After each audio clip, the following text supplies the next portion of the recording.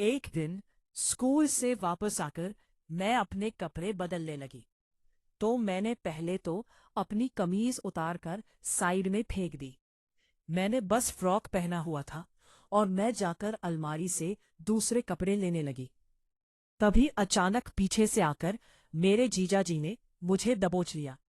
मैं गिड़गिड़ाती रही लेकिन वो नहीं माने और उन्होंने मेरे साथ जो किया उससे तो मेरी रूह कांप गई। मेरा नाम स्नेहा है। मेरी उम्र 19 साल है। मैं कक्षा 12वीं में पढ़ती हूँ। अभी 3 साल पहले ही मेरी बड़ी बहन की शादी हुई और वो अपने पति के साथ अपने ससुराल में मजे से रह रही है। मेरे जीजा जी की दिल्ली में साड़ियों की दुकान है। घर में हम दो ही बहनें हैं। जीजा जी आज अपने व्यापार के सिलसिले में लखनऊ आए और 3 दिन जीजा जी हमारे यहाँ ही रुकने वाले थे। उन्हें देखकर बड़ी खुशी हुई। जीजा जी काफी हैंडसम और स्मार्ट थे। ये तो मैं तभी जान गई थी जब जीजा जी दीदी को पहली बार देखने आए थे। उनकी बातों से उन्होंने दीदी और मुझे हंसा हंसा कर लोटपोट कर दिया था। उनके आ जाने पर मैंने तय कर लिया था कि रात को उनसे ढेर सारी बातें करूंगी। खाना खाने के बाद मैंने जीजा जी का बिस्तर एक कमरे में लगा दिया था। खाना खाने के बाद मैं उनसे बातें करने के लिए उनके कमरे में आ गई। तब वो एक गाना सुन रहे थे मुझे छेड़ने के लिए। उन्होंने सही गाना चुना था। फिर मैं जाकर उनके बिस्तर पर बैठ गई। फिर वो मुझे किसी की कहानी सुनाने लगे। पहला किस्सा ही कुछ इस प्रकार था कि मैं शर्म से पानी पानी हो गई। किस्सा सुनाते वक्त बीच में जीजा जी ने मेरा कोमल हाथ अपने हाथों में ले लिया। वो हल्के से दबाते हुए बोले, कहानी पसंद आई साली साहिबा। मैं जवाब नहीं दे पाई। अपना हाथ छुड़ाकर मैं उनके बिस्तर से उठ गई। मुझे नींद आ रही है।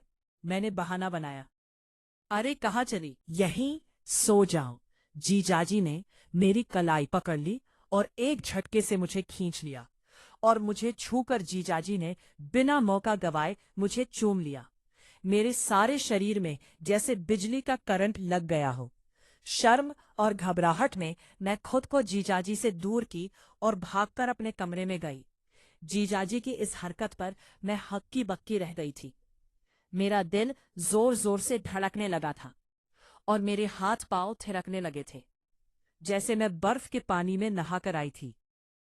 उस रात मैं सो नहीं पाई। सारी रात करवटें बदलती रही। अगली सुबह मैं स्कूल चली गई। मेरा सामना जीजाजी से नहीं हुआ और ना ही मैंने उनका सामना किया था। दोपहर को मैं स्कूल से लौटी तो माँ घर पर नहीं थी। मुझे याद आया आज 4 तारीख थी और 1 तारीख को पिताजी को तनख्वाह मिलती थी। इस दिन माँ पिताजी के पास कारखाने में पहुंच जाती थी। फिर पिताजी और माँ घर का सारा सामान बाजार से खरीदने गए थे।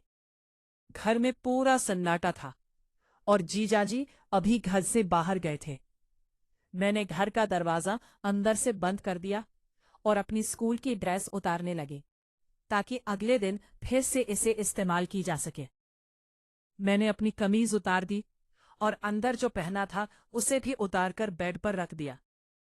तभी मुझे पीछे से किसी ने दबोच लिया तो डर के कारण मेरी चीख निकल गई, लेकिन तभी मेरी आवाज मुंह दबोचने वाले की हथेली में ही घुट कर रह गई थी। मुझे दबोचने वाला मेरे कान में धीमे से बोला, चीखना मत साली साहिबा, मैं तुम्हारा जीजाजी हूं। चिल्लाओगे तो मेरी बदनामी हो जाएगी। उन्होंने मेरे मुंह पर से अपनी हथेली हटा ली। छोड़िए, मैं कांपते हुए बोली, ये गलत बात है जीजाजी। जीजाजी बोले, मैं तुम्हारे लिए तभी से तड़प रहा हूं जिस दिन तुम्हें पहली बार देखा था। तुम्हारी दीदी से काम का बहाना बनाकर यहां सिर्फ तुम्हारे लिए आया हूं। मुझे कपड़े पहनने दीजिए जीजाजी प्लीज, मैंने जीजाजी से रिक्वेस्ट की। जीजाजी ने कहा, तुम्हारी जवानी देखने को तरस रहा हूं। आज मुझे इस कच्ची कली को जी भरकर देख लेने दो। ये कहते हुए जीजाजी ने मेरे ऊपर हाथ रख दिए और सहलाने लगे। मेरी सांस उखड़ने लगी थी और मेरा चेहरा शर्म से लाल हो गया। मुझे शर्म आ रही थी और मेरे हाथ पांव कांपने लगे थे। दोनों की सांसें तेज हो रही थी।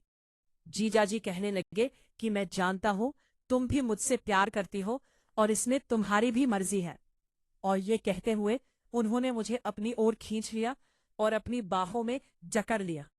मुझे पता नहीं क्यों शर्म आ रही थी और मैं दिल में ये भी सोच रही थी कि मैं अपनी दीदी के साथ ऐसा कैसे कर सकती हूँ।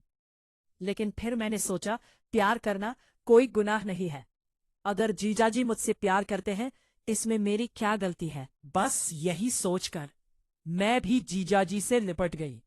फिर मैं और जीजाजी हम एक हो गए। मुझे ऐसा लग रहा था जैसे मेरी सारी तमन्ना पूरी हो गई हो और जीजाजी के चेहरे पर एक अलग ही तरह की खुशी नजर आ रही थी, जिससे ये पता चल रहा था कि वो हमारे एक होने से बहुत खुश हैं।